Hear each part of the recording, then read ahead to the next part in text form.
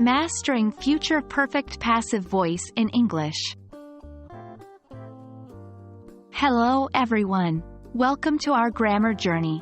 Today, we're going to explore an interesting corner of the English language, the future perfect passive. It's a mouthful, isn't it? But don't worry. By the end of this video, you'll find it as simple and fun to use as any other tense. Let's break it down. The future perfect passive is a tense used to talk about an action that will be completed before some specified point in the future and is performed by someone else. It consists of three main parts. 1. A form of the auxiliary verb, will. 2. The verb, have. 3.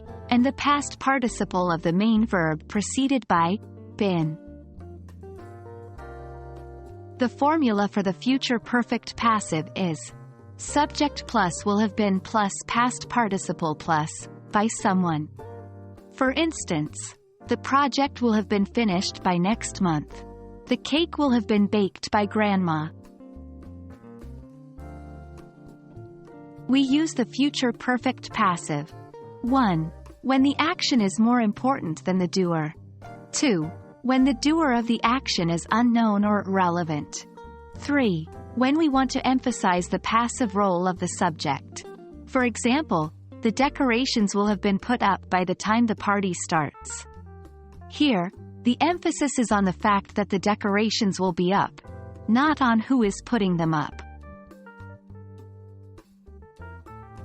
To form a question, simply invert the subject and will. For instance, will the cake have been baked by grandma? In the negative form, not is added after will. For example, the project will not have been finished by next month. Remember, the key to mastering any grammar rule is practice.